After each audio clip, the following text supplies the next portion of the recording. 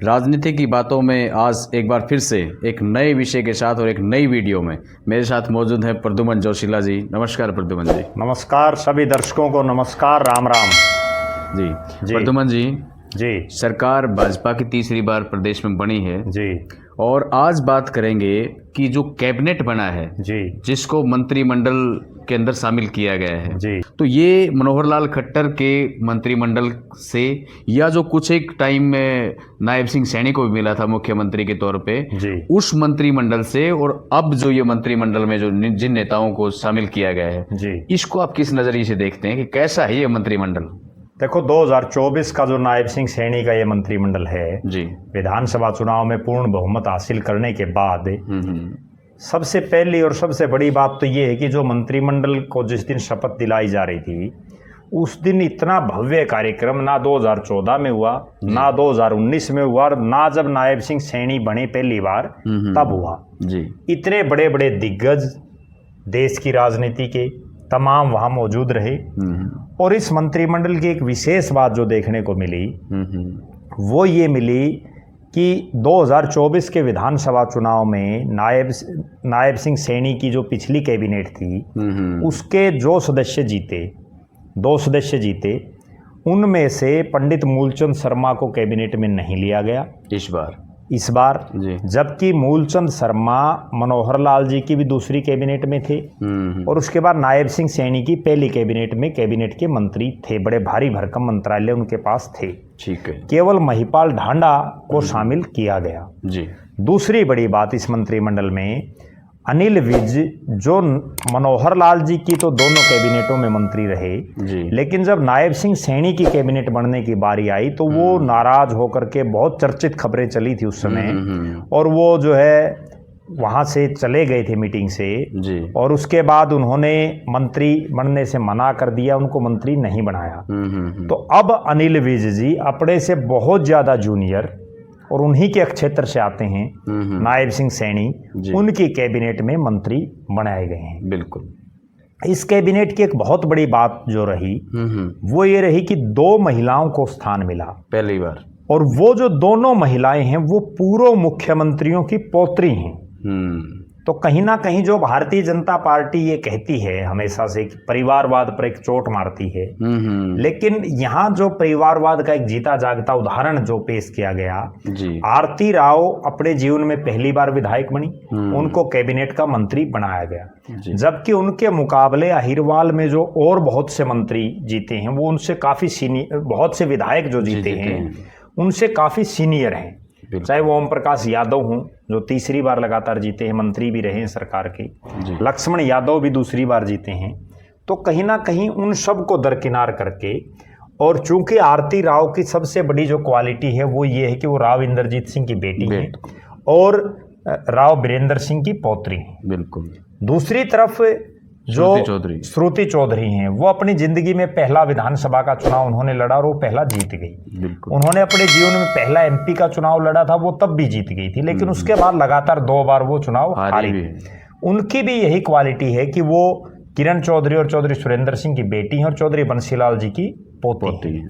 तो कहीं ना कहीं 2 महिलाओं को शामिल किया गया और दोनों ही महिलाएं पूर्व मुख्यमंत्रियों की पौत्री हैं। बिल्कुल ठीक। दूसरी बड़ी बात इस मंत्रिमंडल की, कई जिले ऐसे लिए गए जिनमें 2-2 मंत्रालय, 2-2 मंत्री बनाए गए। हाँ, बिल्कुल। अगर बात करें पानीपत की, पानीपत में पानीपत ग्रामीण के विधायक महिपाल ढांडा को कैबिनेट मंत्री बनाया गया। बिल्कुल। और कृष्णलाल पंवार, साथ लगता हल्का इसराना, वहां से विधायक हैं, उनको भी मंत्री बनाया गया। बड़ा पावरफुल मंत्री बनाया गया। जब शपथ ग्रहण में खास बात ढांडा साहब ये होती है कि जो किस रैंक में किस नंबर पर शपथ लेता है, जैसे सबसे पहले अनिल विज ने शपथ ली जी, तो वो मुख्यमंत्री जी के बाद सबसे सीनियर मंत्री, उसके बाद जिसने ली कृष्णलाल पंवार, उसके बाद राव नरबीर सिंह। तो इस तरह से ये सीनियरिटी इनकी बिल्कुल चलती है जी। अगली जो बात इस मंत्रिमंडल में नजर आई वो हम बात कर लेते हैं चाहे फरीदाबाद की। फरीदाबाद में भी एक जिले में 2 मंत्री बनाए गए। विपुल गोयल को कैबिनेट का मंत्री बनाया गया और राजेश नागर जी को जो है राज्य मंत्री बनाया गया जी। और एक युवा चेहरा जिस पर किसी की निगाहें नहीं थी, जो युवा मोर्चा के पदाधिकारी हैं, युवा मोर्चा से आए हैं, उनको जो है सिर्फ इसलिए बनाया गया, मैं जो समझ पा रहा हूँ, कि उन्होंने करण सिंह दलाल जैसे बहुत बड़े नेता को हराया। अब गौरव गौतम की बात है, वरना तो जो ब्राह्मण चेहरे थे वो उनसे सीनियर दादा राम कुमार गौतम जी तीसरी बार विधायक बने हैं और जिनका पूरा जीवन ही जो है राजनीति में चला गया, लेकिन उनको नहीं बनाया गया। बिल्कुल। तो कहीं ना कहीं अगर एक एक मंत्रालय, एक एक आदमी की हम बात करें, पूरी कैबिनेट की, कुछ ऐसे चेहरे रहे जिनको नहीं लिया गया। अब हम शुरू से शुरुआत करते हैं। सबसे पहले अब मैं एक बात, आप फरीदाबाद के नजदीक गए जी जी, इसलिए मैं सोच रहा हूँ कि गुड़गांव की बात करते हैं। गुड़गांव से राव नरबीर जी, सिंह, राव नरबीर सिंह को मंत्री बनाया गया। राव नरबीर सिंह की हमेशा से राजनीति रामपुरा हाउस यानी राव इंद्रजीत और राव बीरेंद्र सिंह उनके परिवार के खिलाफ रही है। और राव नरबीर सिंह तमाम राजनीतिक पार्टियों में से होकर के आए हैं, भारतीय जनता पार्टी में, और वो एक ऐसे सौभाग्यशाली नेता भी हैं कि आज तक वो अपने जीवन में 4 बार विधायक बने और चारों बार वो मंत्री बने। ये और जो मंत्री बने हैं वो भी दिग्गजों की कैबिनेट में वो बने हैं। वो 1987 में चुनाव जीते, चौधरी देवीलाल की सरकार में मंत्री बने। 1996 में चुनाव जीते, चौधरी बंसीलाल जी की सरकार में मंत्री बने। हरियाणा विकास पार्टी होती थी उस समय, और जब बंसीलाल जी की सरकार पड़ी तो उसमें भी कहीं ना कहीं उनका एक बहुत बड़ा रोल रहा, जिस पर चौधरी बंसीलाल रोए थे। और उसके बाद जो है 1996 में ऐसी एक बातचीत चली है, और हालांकि चौधरी बंसीलाल जी अभी इस संसार में नहीं हैं, लेकिन जो उनके नज़दीकी हैं वो ये बताते हैं कि उस समय चौधरी बंसीलाल जी ने ये कहा था कि जिन 2 लोगों ने मेरी सरकार गिराई है, ये 2 लोग कभी जो है विधायक नहीं बनेंगे। और राव नरबीर सिंह के ऊपर वो फिट भी बैठती रही, लगातार वो चुनाव हारते रहे। लोकसभा का भी लड़ा उन्होंने हजका से, हरियाणा जनहित कांग्रेस BL से, और वो तमाम पार्टियों में होते हुए जो है 2014 में बीजेपी की टिकट पर उन्होंने चुनाव लड़ा। बीजेपी की आंधी थी और वो 2014 में 1996 के बाद 2014 में वो चुनाव जीते। अच्छा। लगातार हारते रहे 18 साल, और जितने भी उन्होंने चुनाव लड़े, लोकसभा, विधानसभा, हर बार वो हार जाते। और उसके बाद 2014 में जीते तो उनको फिर मंत्री बनाया गया। और गजब बात ये देखी कि 2019 में उनको टिकट नहीं मिली, इतने पावरफुल नेता को। और टिकट सिर्फ इसलिए नहीं मिली कि राव इंद्रजीत सिंह ने वीटो कर दिया। अच्छा। राव इंद्रजीत सिंह बहुत बड़े नेता हैं, पावरफुल। और अब ये हुआ कि 2024 में उनको फिर से टिकट मिल गई, फिर से वो मंत्री बन गए।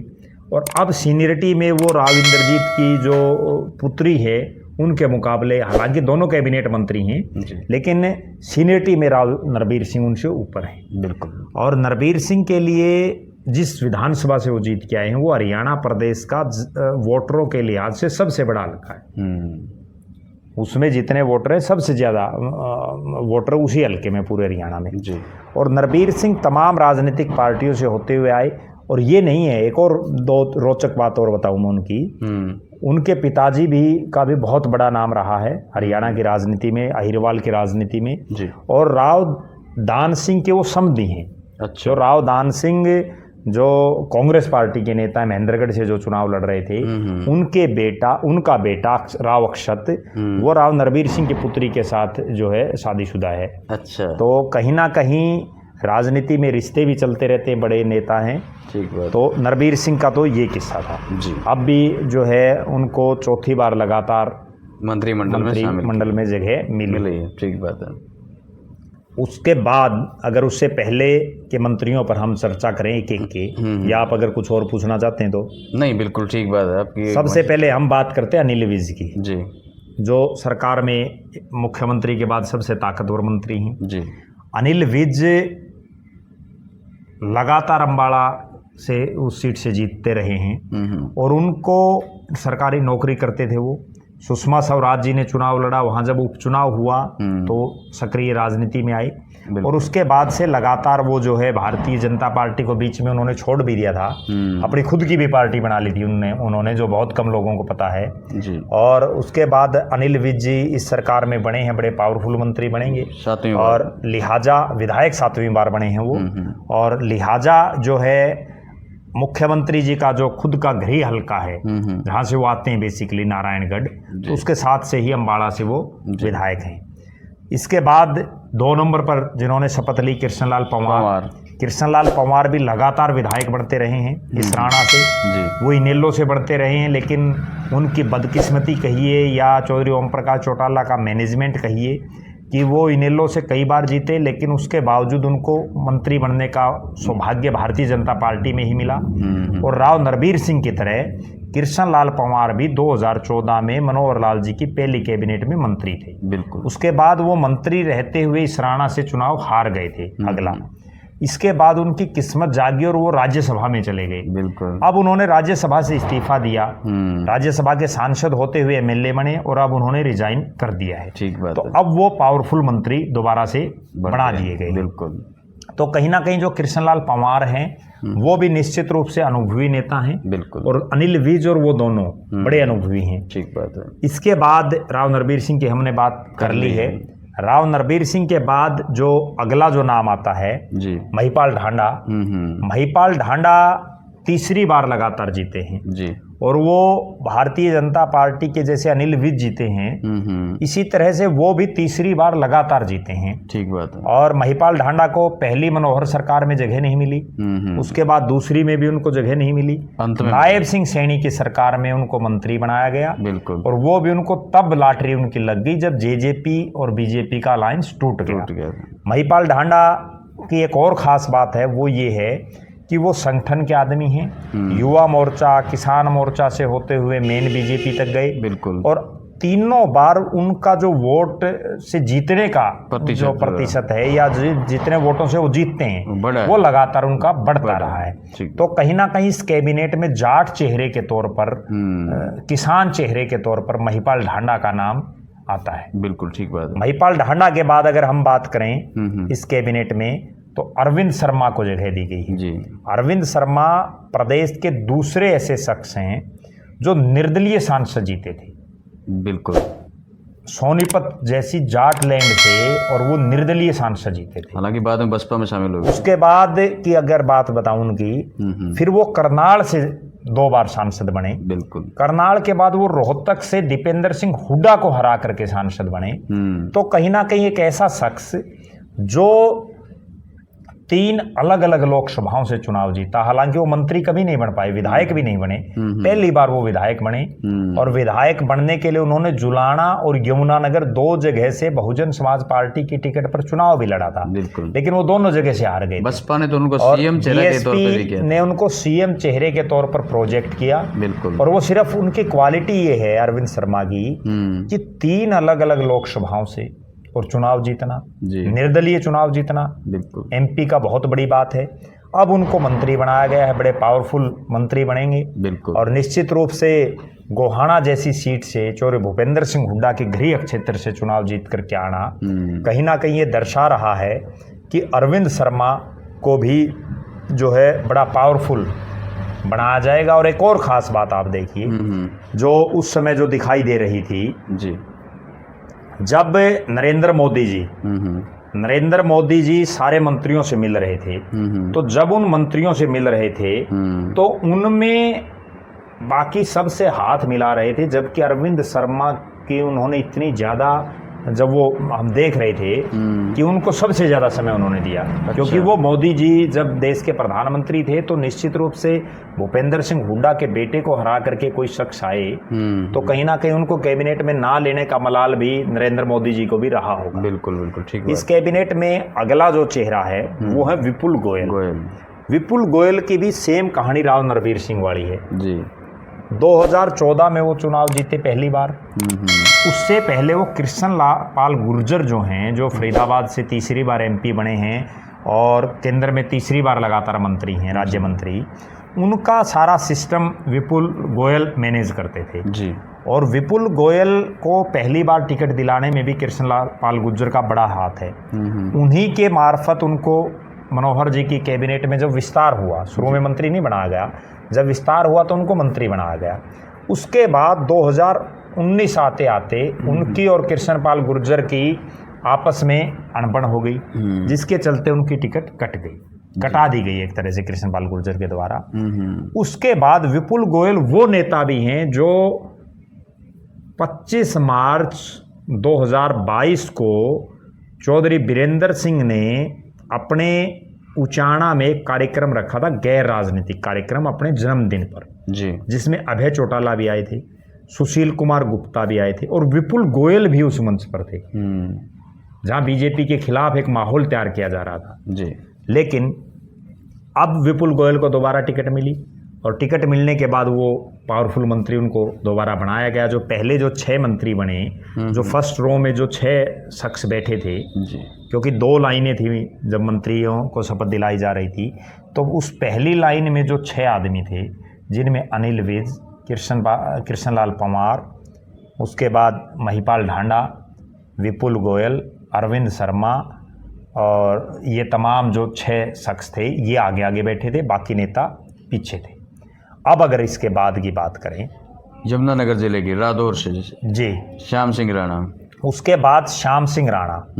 श्याम सिंह राणा की भी वही कहानी है जो विपुल गोयल की और राव नरबीर सिंह की। राव नरबीर भी पहली लाइन में थे। अच्छा। तो श्याम सिंह राणा 2014 से पहले बहुत चुनाव लड़े राणा साहब ने, समाजवादी पार्टी से लेकर के और तमाम पार्टियों से होते हुए कई चुनाव लड़े, वो कभी नहीं जीते। बीजेपी के जिला के प्रधान भी थे यमुनानगर के। 2014 में बीजेपी की आंधी आई और वो चुनाव जीत गए। उसके बाद उनको जो है मुख्य संसदीय सचिव बनाया गया, जेल विभाग भी दिया गया और 2019 के चुनाव में श्याम सिंह राणा की टिकट कट गई। अच्छा। टिकट कटने के बाद होते होते वो इनेलो में चले गए। इनेलो के उनको राष्ट्रीय संगठन सचिव बनाया गया पार्टी का। चुनाव से एन पहले वो इनेलो को छोड़ करके बीजेपी में फिर आ गए। बीजेपी ने उनको टिकट दे दी, विधायक बन गए और अब जो है वो पावरफुल मंत्री कैबिनेट के बना दिए गए। बिल्कुल। तो कहीं ना कहीं किस्मत के धनी हैं और इस पूरे मंत्रिमंडल में सबसे उम्रदराज हैं। हाँ बिल्कुल। सबसे बुजुर्ग हैं और सबसे लंबे भी वही हैं। ठीक बात है। पगड़ी बांधते हैं, पूरे राजपूती ठाठ बाट से रहते हैं। हाँ। तो श्याम सिंह राणा की ये कहानी है। बिल्कुल। अब बात करें रणबीर सिंह गंगवा की। जी। रणबीर सिंह गंगवा किस्मत के धनी आदमी हैं और उन जैसी किस्मत बहुत कम लोगों को मिलती है। जी। जिला परिषद के सदस्य थे, उसके बाद जिला परिषद के वाइस चेयरमैन बन गए। पहले जिंदल साहब के साथ थे, क्योंकि जो गंगवा गांव है वो हिसार शहर में पड़ता था। उसके बाद इनेलो में चले गए। इनेलो का पहले उनको बैकवर्ड सेल का जिला प्रधान बनाया, फिर उनको मेन बॉडी का जिला प्रधान बना दिया। नलवा नया विधानसभा बना था और नलवा में जातीय समीकरणों को देखते हुए चौधरी ओम प्रकाश चौटाला ने कि जाट तो इनेलो के नाम से वोट दे देंगे और अगर बैकवर्ड या कुम्हारों के वोट ले जाएंगे गंगवा साहब तो एमएलए बन जाएंगे। बिल्कुल। उनको टिकट दे दी, लेकिन हवा कांग्रेस की थी, प्रोफेसर संपत सिंह जीत गए। 2009 की बात 2009 की बातें हैं, जब पहली बार नलवा हल्का परिसीमन के बाद आया था जी। तो वो चुनाव हार गए गंगवा साहब जी। हारने के बाद किस्मत ऐसी जागी कि इनेलो के कोटे से एक राज्यसभा के एमपी बनना था। बिल्कुल। और चौधरी ओम प्रकाश चौटाला ने जो जातीय मैनेजमेंट को देखते हुए, जातीय समीकरणों को देखते हुए रणबीर सिंह गंगवा को घर बैठे बैठाए राज्यसभा का एमपी बना दिया। बिल्कुल। उसके बाद राज्यसभा का सांसद होते हुए उनको दोबारा से नलवा की टिकट दे दी और वो इंडियन नेशनल लोकदल की टिकट पर चुनाव जीत गए। बिल्कुल। उन्होंने चौधरी भजनलाल जी की जो धर्मपत्नी है उनको भी चुनाव हराया और उसके बाद रणबीर सिंह गंगवा 2014 में जब इंडियन नेशनल लोकदल के विधायक थे, इनेलो टूट गई और उन्होंने जिस इनेलो ने उनको राज्यसभा में भेजा, विधायक बनाया, सब कुछ किया, उस इनेलो को छोड़ करके वो चुनाव से पहले भारतीय जनता पार्टी में शामिल हो गए। बिल्कुल। बीजेपी ने उनको नलवा से टिकट दे दी, वो नलवा से फिर चुनाव जीत गई। ठीक बात है। और चुनाव जीतने के बाद उनको डिप्टी स्पीकर बना दिया गया। बिल्कुल। डिप्टी स्पीकर बनाने के बाद जितने डिप्टी स्पीकर आज तक बने हैं वो दोबारा नहीं जीते। ठीक बात। और गंगवा साहब की भी हालात ये थी कि अगर वो नलवा से चुनाव लड़ते तो निश्चित तौर पर चुनाव हारते आ जाते, लेकिन फिर उनकी किस्मत ने साथ दिया। पार्टी ने उनको नलवा के बजाय बरवाड़ा से टिकट दे दी और बरवाड़ा में पहली बार कमल खिलाने का काम उन्होंने कर दिया। बरवाड़ा से जीतने के बाद, और बरवाड़ा का भी एक इतिहास रहा है कि वो एक ही बार मौका देता, दोबारा वो भी रिपीट नहीं करता किसी को। तो गंगवा साहब वहां से जीत गए जी। जीतने के बाद अब उनको कैबिनेट में मंत्री बना दिया गया, बड़ा पावरफुल मंत्री बनाया गया है। तो निश्चित रूप से अब देखना ये है कि गंगवा साहब कितना जो है अपने काम करवा पाते हैं, क्योंकि हिसार जिले में पिछली बार तो 3-3 कैबिनेट रैंक के पद थे। कमल गुप्ता भी थे, अनूप धानक भी थे और रणबीर गंगवा डिप्टी स्पीकर थे। अब पूरे जिले में इकलौते हैं, पूरी जो चौधर है वो गंगवा साहब के पास रहेगी पूरे जिले की। इसके बाद जो अगला नाम आता है वो है कृष्ण कुमार बेदी का, नरवाना से। कृष्ण कुमार बेदी भी किस्मत के धनी हैं। वो चुनाव हारते रहे, कई चुनाव हारे, संगठन के आदमी हैं। उसके बाद 2014 में जब आंधी आई बीजेपी के, तो शाहबाद से चुनाव जीत गए। उनको सरकार में मंत्री बना दिया गया। मंत्री बनाने के बाद 2019 का चुनाव में फिर टिकट दे दी, वो चुनाव हार गए। हारने के बाद मनोहर लाल खट्टर जी ने उनको अपना राजनीतिक सलाहकार बना दिया। राजनीतिक सलाहकार बनाने के बाद नायब सिंह सैनी प्रदेश के अध्यक्ष बन गए। प्रदेश अध्यक्ष बनने के बाद जब वो मुख्यमंत्री बने तो मोहन लाल बड़ौली को उनकी जगह प्रदेश का अध्यक्ष बना दिया, जो प्रदेश के महामंत्री थे। एक सीट महामंत्री की खाली हुई, उस महामंत्री की सीट पर कृष्ण कुमार बेदी को बना दिया गया। अब बेदी साहब की हालात ये थी कि शाहबाद में वो चुनाव हार जाते, क्योंकि रामकरण काला ने ग्राउंड जीरो पर खूब मेहनत कर रखी थी, मजबूत। और बेदी साहब का एक माइनस पॉइंट ये था कि उनका बेटा नगर पालिका के चुनाव में हार गया था। और हारने के बाद हालात ये थे कि बेदी साहब शाहबाद, और मेरी एक और बड़ी कड़वी बात और बड़ी महत्वपूर्ण बात ये है कि जब वो प्रदेश के महामंत्री बने तो मैं चंडीगढ़ से आ रहा था और बेदी साहब से बातचीत होगी तो वो बोले वह शाहबाद आ जाओ। शाहबाद बैठे हम, रेस्ट हाउस की बात है। तब भी मैंने उनको ये सुझाव दिया था कि आप शाहबाद से मत लड़ना। उन्होंने पूछा था आप नरवाना से लड़ो, चुनाव जीत जाओगे। अच्छा। क्योंकि उनका खुद का जो गांव है कड़ौदा, जो पैतृक गांव, वो नरवाना हल्के में है। शाहबाद तो बस गए थे कई साल पहले। उन्होंने नरवाना से चुनाव लड़ा और वो नरवाना से जीत गए। और शाहबाद से जो शख्स बीजेपी के हाईकमान से टिकट लिया, वहाँ हाईकमान से एक बड़े नेता को टिकट दी, वो चुनाव हार गए। कृष्ण कुमार बेदी नरवाना से जीते, दूसरी बार विधायक बने और मंत्री बन गए सरकार में, और कैबिनेट रैंक के बन गए। पिछली बार तो राज्य मंत्री थे। तो कहीं ना कहीं कृष्ण कुमार बेदी को भी हम किस्मत का धनी कह सकते हैं। बिल्कुल। उसके बाद जो अगला जो नाम है वो है श्रुति चौधरी जी, जिस पर हमने कुछ चर्चा तो पहले कर ली। और उनको भिवानी और जो दादरी है, यानी पुराना भिवानी, उसके 6 हल्के हैं। उन 6 में से 5 बीजेपी के विधायक हैं जी। और उनसे सीनियर घनश्याम सर्राफ भी हैं, जो लगातार चौथी बार जीते हैं, मंत्री भी रहे हैं, मंत्री भी रहे हैं। लेकिन उन सब को दरकिनार करके श्रुति चौधरी को बनाएगा, इसलिए कि चौधरी बंसीलाल की पोती है। और अब वो कितना काम कर पाती हैं वो कुछ समय बाद पता चलेगा। ठीक बात। उसके बाद जो अगले हैं वो हैं आरती राव, जिनको अहिरवाल में राव नरबीर के बाद दूसरी मंत्री बनी है। और जो पूरा महेंद्रगढ़ जिला है, रेवाड़ी है, रेवाड़ी में इस बार कोई मंत्री नहीं बना। और एक गजब बात यह है कि रोहतक लोकसभा से भी कोई विधायक मंत्री नहीं बना, सिरसा से भी नहीं। ठीक है, सिरसा में तो कृष्ण कुमार बेदी बना दी, नरवाना उनका। हाँ, तो रोहतक इकलौती ऐसी लोकसभा सीट है जिससे किसी को नहीं बनाया, जबकि वहाँ कोसड़ी से बीजेपी के विधायक हैं अनिल ढहेणा, और बहादुरगढ़ से निर्दलीय हैं जिन्होंने बीजेपी को समर्थन कर रखा है। बिल्कुल। लेकिन बीजेपी ने रोहतक की तरफ कोई ध्यान नहीं दिया। आरती राव को बनाया गया, कैबिनेट का मंत्री बनाया गया है जी। तो कहीं ना कहीं आरती राव एक ऐसी भी शख्स बन गई हैं जिनके पिता नरेंद्र मोदी की कैबिनेट में मंत्री हैं और पुत्री हरियाणा में मंत्री हैं। बिल्कुल ठीक बात है। किरण चौधरी मोदी जी के साथ राज्यसभा में सांसद हैं और उनकी बेटी संसद में सदस्य हैं, और उनकी बेटी हरियाणा प्रदेश में मंत्री हैं। बिल्कुल ठीक बात है। ये तमाम जो चेहरे हैं जी। राजेश नागर की बात करते हैं। उसके बाद 2 शख्स ऐसे हैं जिनमें राजेश नागर जो तिगांव से विधायक हैं, और तिगांव वो हल्का है जो मेवला महाराजपुर एक विधानसभा होया करती, उसको तोड़ करके फिर तिगांव को बनाया गया। वहां से कृष्णपाल गुर्जर कई बार विधायक बने। अच्छा। और तिगांव से भी वो विधायक रहे जी। और अब जो है राजेश नागर दूसरी बार बने हैं, पिछली बार भी वो विधायक थे और युवा चेहरा हैं। और गुर्जर समुदाय से आते हैं, तो निश्चित रूप से अब वो कितना काम कर पाते हैं उस पर डिपेंड रहेगा। हालांकि उनको राज्य मंत्री बनाया गया है, बिल्कुल, और 2 ही राज्य मंत्री बने हैं। उसके बाद जो अगले जो शख्स हैं वो गौरव गौतम हैं, पलवल के विधायक बने हैं, और उनको अप्रत्याशित रूप से टिकट दी गई थी। कहीं टिकट में की रेस में वो दिखाई नहीं दे रहे थे, लेकिन चूंकि वो एबीवीपी और युवा मोर्चा से आए हैं, गौरव गौतम को बना करके बीजेपी ने एक मैसेज देने का काम किया है कि बीजेपी में कोई भी कुछ भी बन सकता है। सही बात है।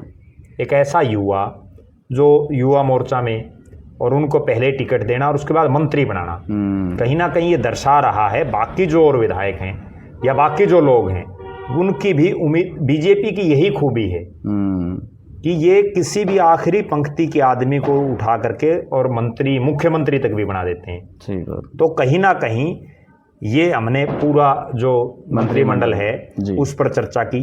कुछ नाम ऐसे रहे जिनको उम्मीद थी लेकिन उनको नहीं बनाया गया, जैसे मूलचंद शर्मा, हो सकता है स्पीकर बना दिया जाए, और हरविंदर सिंह कल्याण, पंडित राम कुमार गौतम जी, विनोद शर्मा जी की जो धर्मपत्नी है शक्ति रानी, पवन खरखोदा, बिल्कुल, जिनका नाम बड़ा जोर शोर से दिखाई दे रहा था जी। तो ये कुछ एक चेहरे ऐसे हैं जिनको कैबिनेट में जगह नहीं मिली। ठीक बात है। हो सकता है भारतीय जनता पार्टी की मेजॉरिटी है, तो इनमें से कुछ एक जो विधायक हैं उनमें उनको चेयरमैन विभिन्न बोर्डों और निगमों का लगाया जाएगा, और कुछ एक को संगठन में भी एडजस्टमेंट किया जाएगा। बिल्कुल ठीक। तो कहीं ना कहीं बीजेपी में कभी भी कुछ भी हो सकता है। लिहाजा मुझे ये भी लग रहा है, और मैं जो मोदी जी को समझ पा रहा हूँ, कि 2 साल के बाद हरियाणा प्रदेश में मंत्रिमंडल का दोबारा से विस्तार होगा। ये मंत्री जो ठीक ठाक काम करेंगे इनको रखा जाएगा, और जो नहीं करेंगे तो उस समय नए लोगों को मौका मिलेगा। ठीक बात। तो जिनको शामिल किया गया वो भी बहुत ज़्यादा खुश ना हो, क्योंकि ये मोदी और अमित शाह की जोड़ी है, कभी भी कुछ भी हो सकता है। और जिनको शामिल नहीं किया गया है वो भी ज़्यादा हताश ना हो सकता है आपको इनसे भी ज़्यादा कहीं ना कहीं कुछ ना कुछ और बना दिया जाए। ठीक बात है। क्योंकि उसका उदाहरण नायब सिंह सैनी है, जिनको मंत्रिमंडल में जगह नहीं दी, सीधा मुख्यमंत्री बना दिया। ठीक बात है। तो कुछ भी हो सकता है। बिल्कुल जी। बात मैं और बताता हूँ, और सभी मंत्रियों से मेरा एक अनुरोध भी है, मनोहर लाल जी की कैबिनेट हो या नायब सिंह सैनी जी की कैबिनेट हो, उनमें कई मंत्री केवल अपने हल्के और अपने जिले तक सीमित रहे। कुछ एक मंत्री ऐसे थे जो पूरे हरियाणा के नेता बने, पूरे हरियाणा में घूमे। ये मंत्री एक हल्के के और एक जिले के नहीं बल्कि पूरे हरियाणा प्रदेश के हैं। तमाम मंत्रियों को पूरे हरियाणा प्रदेश में जाना चाहिए जी, और पूरे हरियाणा प्रदेश में अपने अपने जो इनको डिपार्टमेंट मिले उनमें ज़्यादा से ज़्यादा सही ढंग से काम करें, ताकि लोगों को सुविधाएं मिल सकें, उनके दुख तकलीफ दूर हो सके। बिल्कुल ठीक बात जी। तो मंत्रिमंडल कैसा है, बना दिया गया है, और कैसा होगा, किस प्रकार से नेता काम करेंगे, मंत्री अपने जिले तक सीमित रहेंगे या पूरे प्रदेश को एक मानेंगे, इस सब पे हमने चर्चा करी है। और दुमन जी आपका बहुत बहुत धन्यवाद। बहुत बहुत धन्यवाद।